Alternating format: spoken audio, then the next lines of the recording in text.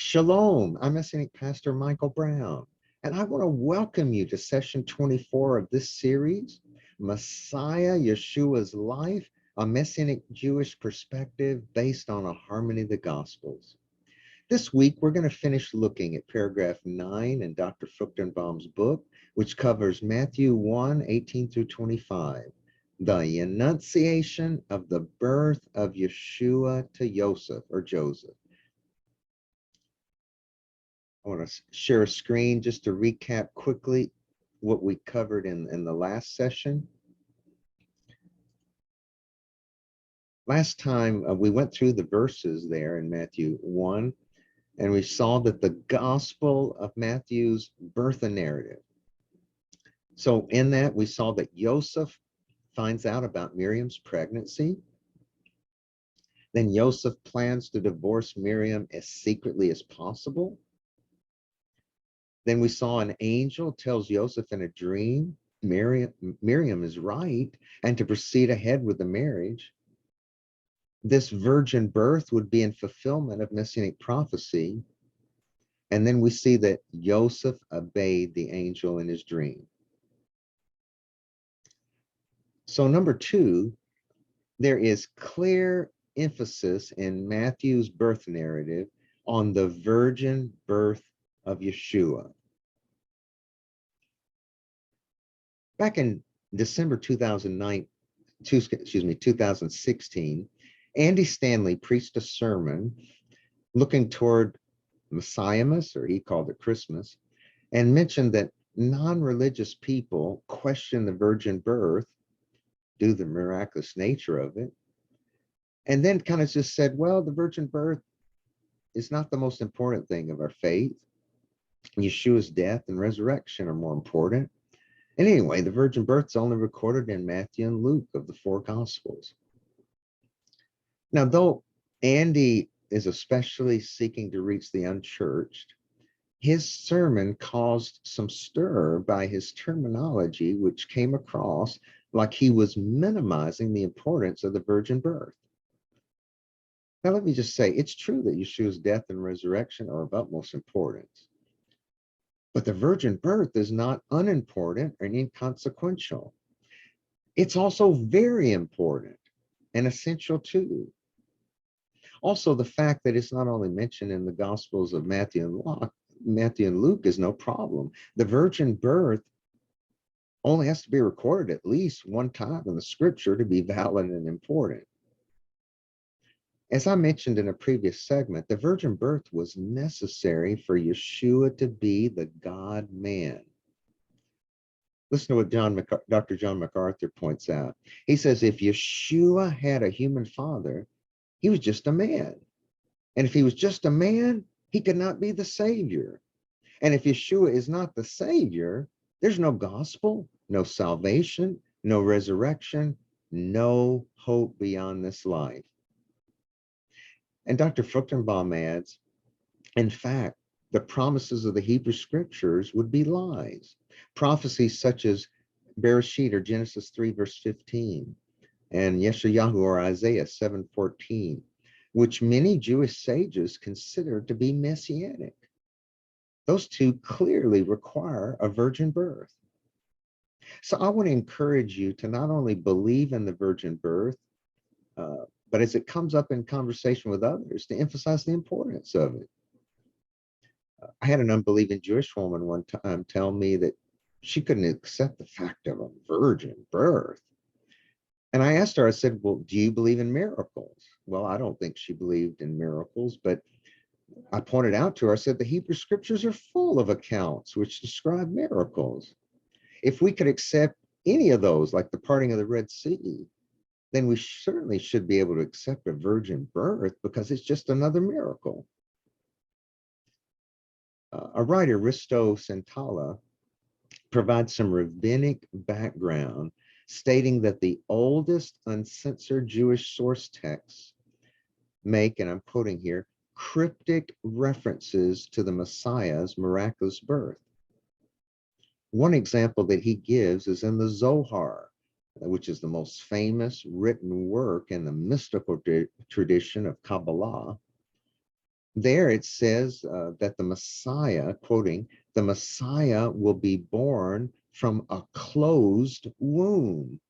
So that implies that there wasn't sexual relations involved, human sexual relations involved in that. All right, number 3, our passage is an example of one type of fulfillment of Messianic prophecy. Most non-Messianic Jews, in other words, those who don't believe in Yeshua, except maybe Orthodox Jews, and I don't know if it's true of all Orthodox Jews, most Messianic, non-Messianic Jews, they don't tend to talk about Messianic prophecies. A Messianic prophecy is some passage in the Hebrew scriptures which predicts something about the Jewish Messiah. Let me just share this screen with you.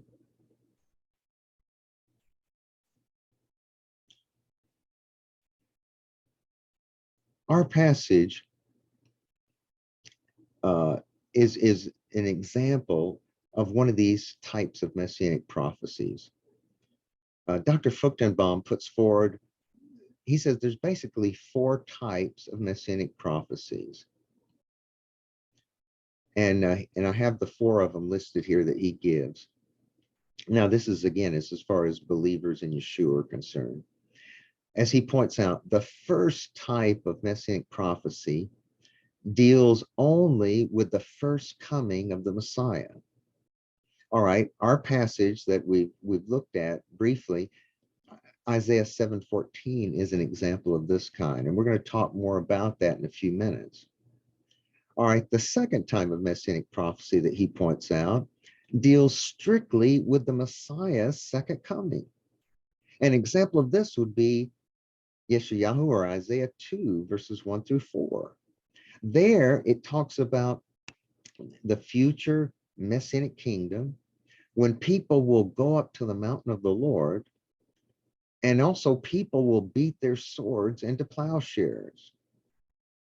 Okay, and then I give you some other examples listed there.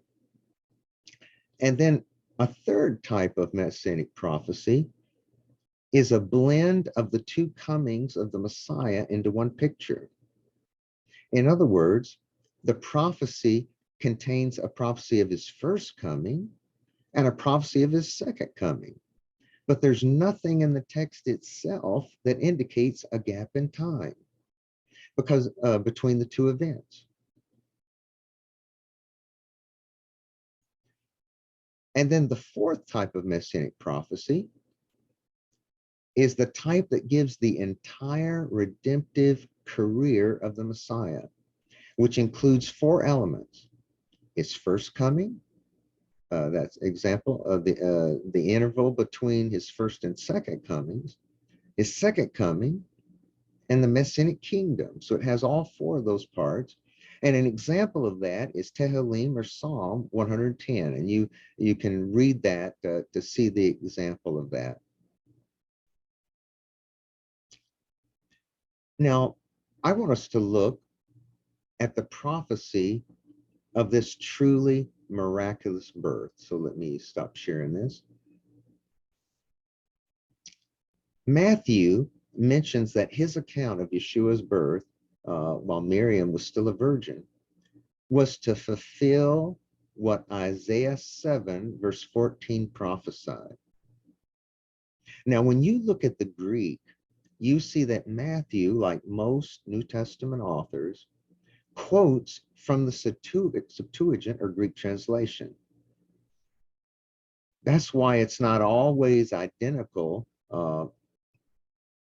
to the Masoretic text. In other words, if you look into your Old Testament and you compare a quote from the Hebrew scriptures and the New Testament, you say, well, that doesn't look identical. Well, again, normally they are quoting from the Septuagint, but the Masoretic text may have it slightly worded different. And I'll just say in a number of those cases, the Septuagint is probably a more accurate translation or more representation of the original than the Masoretic text is. So here in Matthew 1, verse 23, he quotes this verse in the Septuagint. And if you compare the Greek of what he says in Matthew 1:23 and the Septuagint version, it's identical, except for just one difference. And that is in Isaiah 7, verse 14, it says, and she will call his name Emmanuel. But in Matthew 1:23, he changes the pronoun and says, and they shall call his name Emmanuel. And he only makes that difference because that just serves his purpose there. Now, Dr. Michael Rodelnik admits that in his experience, Isaiah 7:14 is the most controversial of Messianic prophecies. But we will see that it is indeed a Messianic prophecy of a miraculous birth. Okay, let me share the screen with you again here.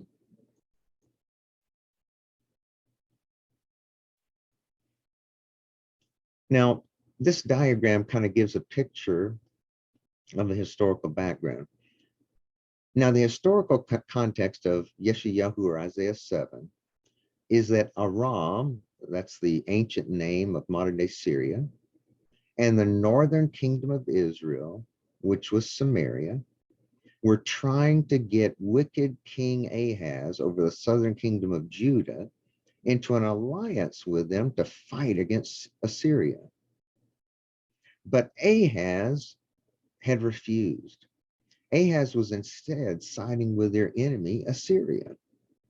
So Aram and the northern kingdom of Israel attacked the southern kingdom of Judah and were trying to conspire and threatening to replace Ahaz with someone else's king.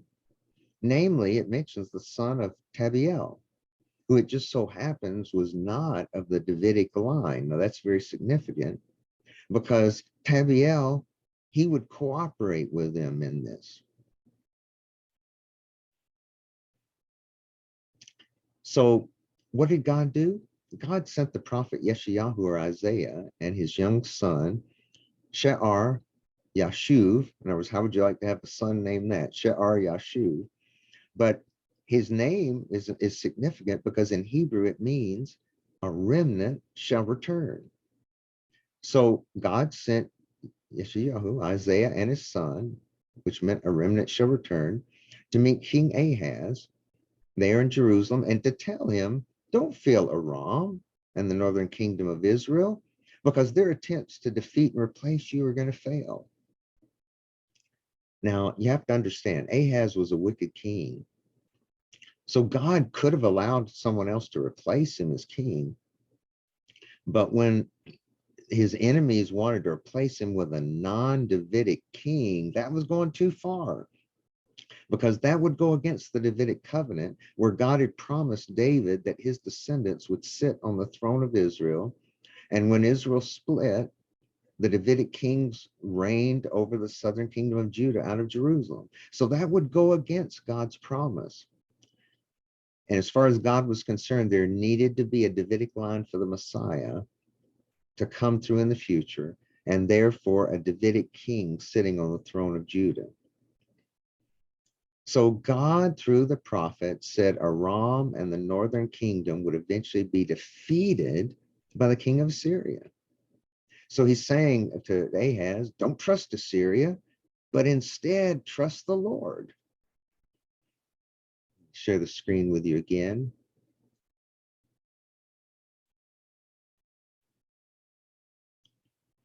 Then the Lord mentioned to Ahaz to ask him for a sign to confirm this. Look at Isaiah 7, verses 10 through 12. I have it on the screen there. Then the Lord spoke again to Ahaz, saying, ask for a sign for yourself from the Lord your God. Make it deep as Sheol or as high as heaven. But Ahaz said, I will not ask, nor will I test the Lord. Now, let me just say that Ahaz's answer might appear pious on the surface, as if he was trying to follow Deuteronomy 6, verse 16, where it says, don't put the Lord your God to the test. But really, he was being sarcastic. God asked him to request a sign. Ahaz wouldn't ask or test the Lord because he wasn't a follower of the Lord. And therefore, he wasn't interested in anything the Lord wanted him to do. or anything he wanted to say to him. Now, since Ahaz wasn't interested in a sign, the Lord through Isaiah said, all right, I'll give a sign not only to you, but to the whole house of David. Look at Isaiah 7, starting verse 13. Then he, that is Isaiah, said, listen now, O house of David. So notice he's not directing it to Ahaz, he's addressing it to the whole house of David. Is it too slight a thing for you to try the patience of men, that you will try the patience of my God as well? Therefore, verse 14, the Lord himself will give you a sign. Behold, a virgin will be with child and bear a son, and she will call his name Emmanuel. Verse 15, he will eat curds and honey at the time he knows enough to refuse evil and choose good. Verse 16, for before the boy will know enough to refuse evil and choose good, the land whose two kings you dread will be forsaken.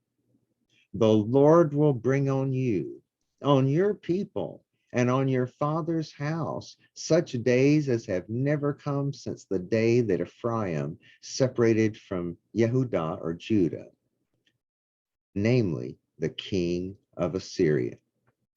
Let me just switch the screen there.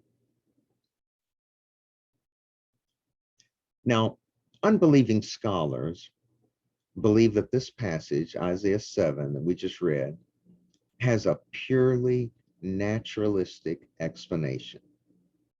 So examples of who I'm talking about here, unbelieving scholars, that would be Jewish rabbis, anti-missionaries, atheists, liberal Christian scholars who don't believe in predictive prophecy. In other words, that in the Bible, God predicts ahead of time things that are going to happen, because that would be miraculous, and they don't believe in miracles.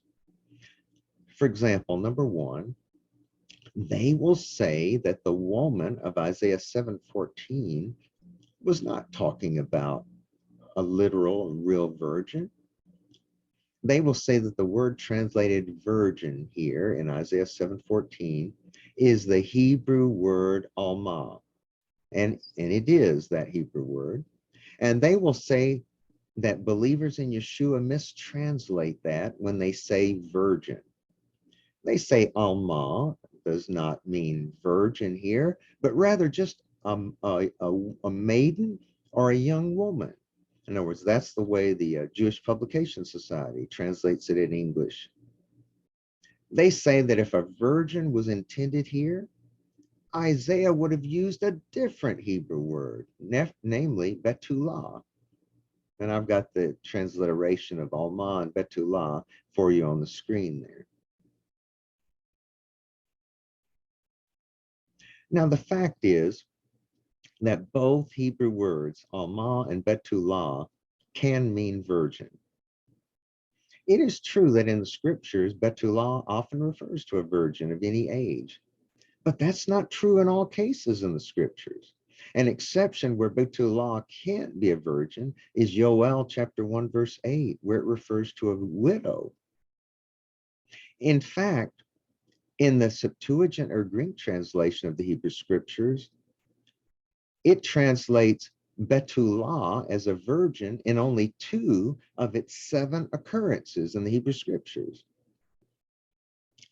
It's only later in the Christian era, in other words, I'm talking about 2,000 years ago, that Betullah came to be a technical term for a virgin, a young girl in seclusion in her parents' house and still a long way from matrimony, who is a virgin.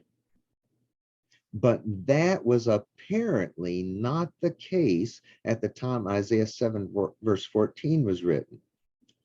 That is probably why Isaiah didn't use it here. So again, let me just make sure that's clear. So what I'm saying that is in the Hebrew scriptures and in only 2 of the 7 times when Betullah is used in the Hebrew scriptures, is it translated in the Septuagint as a virgin. But much later, in other words, 2,000 years ago, at the time of Yeshua, Betullah was basically used to mean virgin. but it didn't mean that 750 years earlier or in other parts of the Hebrew scriptures when it was used there. And so that's apparently why God led Isaiah to use Alma instead of Betullah. Now, on the other hand, Alma, which is in our passage in Isaiah 7:14, appears to refer to a young woman who has just entered puberty and is a virgin. Dr. Michael Rydelnik and Dr. Arnold Fruchtenbaum point out that in regard to the six other uses of Alma in the Hebrew scriptures, so there's 7 total, including Isaiah 7:14, but in the 6 other uses of Alma, apart from Isaiah 7:14, in all cases, it either refers to a virgin or the context is neutral or inconclusive as to whether she's a virgin or not. So in no cases in the Hebrew scriptures is there a clear, unmistakable example of an Alma not being a virgin. So that's significant. So it's perfectly consistent with that for Isaiah to use Alma here in Isaiah 7:14 to refer to a virgin. All right, let me just share the screen again.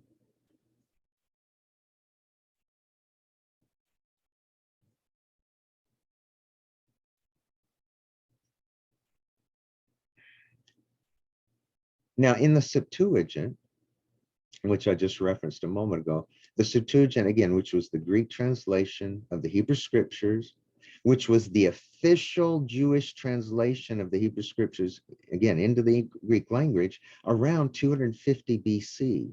So that's around 250 years before Yeshua's birth.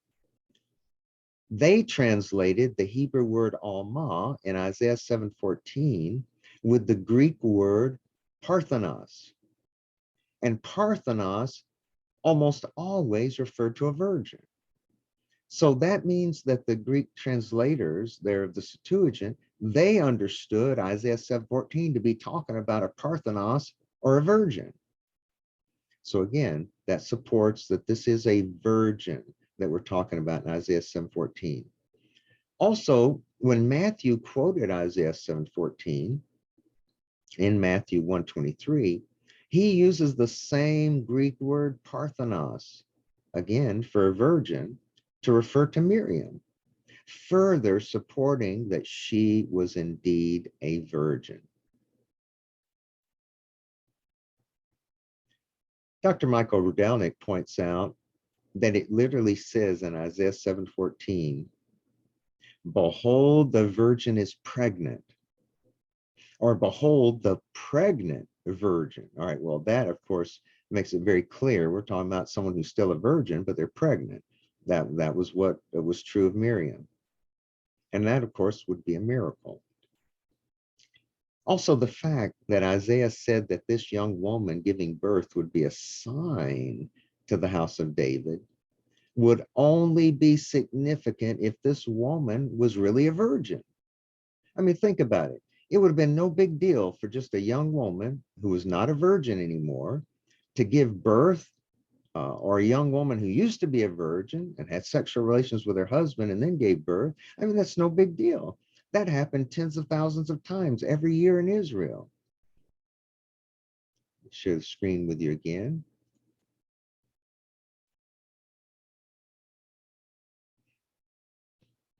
So the unbelievers, again, they'll say that the woman of Isaiah 7:14 was not talking about a virgin at the time she was pregnant or gave birth.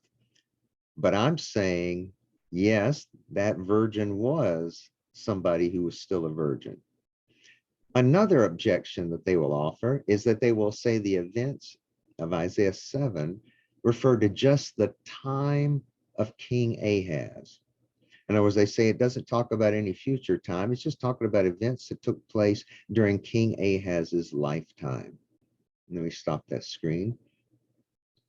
They said that this woman, who, again, they say used to be a virgin, she's not a virgin at the time she's giving birth, that she had a child naturally. She had sexual relations, she gave birth, And before this child reached a certain age, Aram, or again, modern day Syria, and the northern kingdom would be destroyed. So nothing here about messianic prophecy, about a virgin birth, and certainly nothing being predicted about the Messiah, Yeshua, nothing miraculous. But again, I want to go back. The fact that the Septuagint translation makes it clear that this woman was a real virgin, not that she just used to be. And this passage says this birth would be a sign, means that the Lord was predicting a virgin birth through this passage. And this child would be known by the unusual title Emmanuel, which means God with us. So a purely natural explanation of this passage doesn't do it justice. So I reject these two objections of like I say, the skeptics like that. All right, let me share the screen again with you.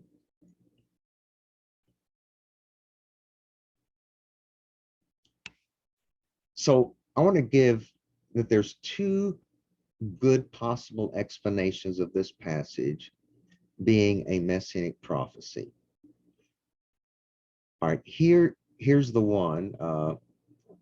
Here's one example of it, and that is that there is a dual fulfillment of prophecy in our passage. In other words, so there was a fulfillment. In other words, when I say a dual fulfillment of prophecy, I'm saying there's a fulfillment of Isaiah 7:14 back during Isaiah's time. And there was also a future fulfillment of this passage in God's mind that they may not have realized at the time, which was looking toward the future, dealing with Messiah Yeshua. So there was like a near fulfillment and a far fulfillment. And the near fulfillment would be in support of the far fulfillment happening in the future. Let me stop sharing the screen. So let me explain that one. According to this explanation, the near fulfillment, again, was something that would happen during Ahaz's time. So the near fulfillment was that there was a virgin alive at that time, in other words, when King Ahaz was alive, who then through normal sexual relations had a son. Some believe that the definite article on Alma, in other words, Ha-Alma, here indicated that Isaiah was talking about the virgin, or a particular virgin whom Ahaz and Isaiah and others were aware of. And let me just say, the best theory is it was probably a virgin prophetess who ended up marrying Isaiah himself, who was apparently a widower by that time. Or it could have been someone else that they married. Okay, so there was a lady that was a virgin at alive at that time, and she was going to have a son through normal sexual relations. And before her son, and before that son, who was born to this virgin in Ahaz's time, he was referenced as Emmanuel in some way. Not saying that was his name, but that was some kind of a title that he was referred to. But before that son was old enough to know the difference between good and evil, that's in verses 15 and 16, the king of Aram and the king of Israel would be vanquished. So that would have been around 12 to 14 years later. The boy and others would eat curds and honey, which would show the scarceness of good food in the land.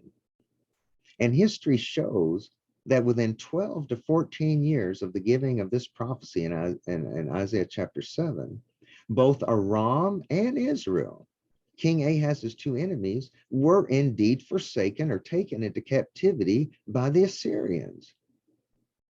So that would have been the near fulfillment of this prophecy. So again, let me just make sure that's clear.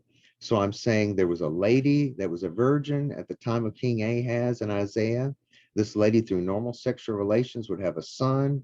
Before that son was 12 to 14 years old, these two enemies of King Ahaz and of Judah would be vanquished by the Assyrians. And that would be the near fulfillment and showing, yes, what I'm going to give you is a far fulfillment. It's going to happen. And then also there was going to be a far fulfillment of just Isaiah 7:14 in particular that would predict a future virgin birth, where in this case, it would be a lady at the time she was a virgin. In other words, she hadn't had sexual relations. She was going to give birth. And that was going to be 750 years in the future. And that was namely a prophecy of Miriam, who, while still being a virgin, was going to give birth, was going to supernaturally conceive and give birth to a son, namely Messiah Yeshua. And he would be known by the title as Emmanuel, because in him, God would literally be with us. Okay, so that's a dual fulfillment of prophecy. And that's an explanation I've heard for many years, and I believe it's a good possible explanation of our passage. Now, there's some other godly people that they believe in a different explanation. So let me just share the screen and let's look at their explanation of our passage. All right, another view, and this is a view of Dr. Arnold Fruchtenbaum and also Dr. Michael Radelnik. They have basically the same view with some slight differences. And their view is what they call a dual reference of prophecy in our passage, a dual reference of prophecy. That's where there's two different prophecies, one right after another, and there's nothing in the text that indicates, obviously, that it's two different prophecies, but it's talking about two different time frames. All right, I'm going to explain that to you. And let me just say that this view is also a good possible explanation of our passage. Okay, so according to this explanation, God asked Ahaz to request a sign, apparently miraculous, to show him that what God had said was true about his enemies being defeated. But Ahaz sarcastically refused. So starting in Isaiah 7, verse 13 through Isaiah 7:14, God switched, and instead of just talking to Ahaz and giving just Ahaz a sign, God gives a sign to Ahaz and the house of David. Now, in support of that, they point out that the you pronouns in Isaiah 7:13 and 14 are plural. And if you look at the right here in Isaiah 7:13 through 14, I have there marked you plural. To show you that it changed. It was you singular up in Isaiah 7:10 through 12, but it's you plural in Isaiah 7:13 through 14. So that supports that he's directing it not just to Ahaz, but to the house of David or the Davidic dynasty. Also the tense, also the tense of the verb give you in Isaiah 7:14 is imperfect in the Hebrew, which means it is incomplete and will happen at some time in the future. That's why we translate it, the Lord himself will give you a sign, showing that the sign will happen at some future time. It's not happening right then. And Isaiah 7:14 is directly a messianic prophecy about a future virgin, again, Miriam, who while still a virgin, would miraculously conceive and give birth to a son, Messiah Yeshua, who would be Emmanuel in title, not in name, because in him, God would literally be with us. So this messianic prophecy being fulfilled in the distant future through the birth of a descendant of David, namely the Messiah, shows that these enemies of Ahaz would not succeed in removing the house of David from ruling over Israel. Remember, that's what they were trying to do. They're trying to put Tabiel over it, who was not of the house of David. So God is saying through this prophecy, no, they're not going to succeed in overthrowing you, Ahaz, and replacing with Tabiel, because I have a Messiah prophesied for the future of the house of David. And so the house of David cannot be removed from ruling over Israel, or it can't be replaced by somebody else. So the Davidic covenant is preserved. Dr. Radelnik believes Isaiah 7:15 is also talking about this promised Messiah coming at a challenging time, shown by saying he's going to eat curds and honey, such as under the future Roman occupation of Yeshua's time. Now, that's how Dr. Rodelnik understands it. Dr. Fruchtenbaum instead believes verse 15 is not talking about the Yeshua, the Messiah, but instead this is going to be talking about the following verses that I'm going to mention now. Now, both of them advocate, just move that up. Both of them advocate that the following verses, Isaiah 7, verses 16 through 17, and again, Dr. Fruchtenbaum is putting verse 15 with it, refer to a boy at the time of King Ahaz, namely Isaiah's son, who is with Isaiah there, She'ar Yeshu, which again means a remnant shall return. And they say before Isaiah's son would get old enough to know the difference between good and evil, that's again some 12 to 14 years after these prophecies, both of these enemy kings will be defeated. So Isaiah points to his son in those verses as a sign to King Ahaz that he will be the fulfillment in Ahaz's time, to show that the other more distant Messianic prophecy in Isaiah 7, verses 13 through 14 would indeed happen. Okay, so Dr. Fruchtenbaum, he summarizes this approach by saying this dual reference. He says Isaiah 7, verses 13 through 14 is a prophecy about Yeshua's virgin birth 750 years later. And just right after it, with no indication, but just right after it, is a prophecy that's in the present time, 750 years earlier, and that's in Isaiah 7, verses 15 through 17, is a prophecy about Isaiah's son, which would be fulfilled in 12 to 14 years from then, as proof or support that the first prophecy would indeed be fulfilled also.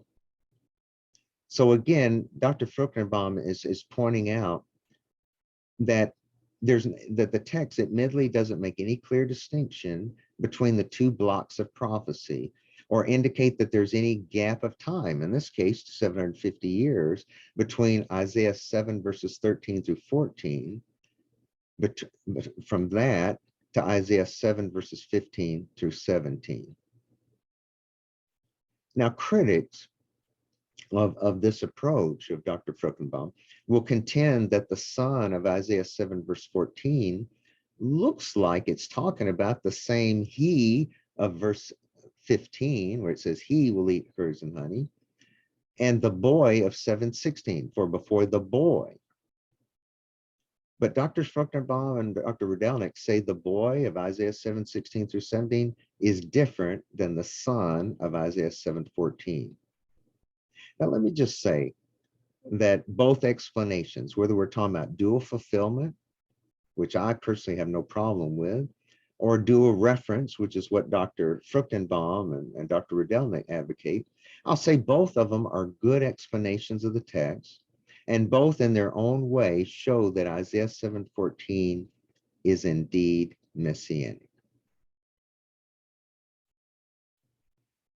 All right, so that finishes paragraph 9.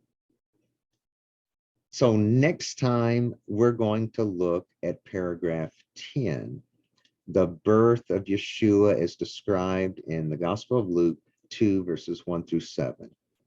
I hope that you will join us for that segment. And if you like this video, please indicate that in the YouTube, and also please share it with others. God bless you until you join us again the next time. Shalom.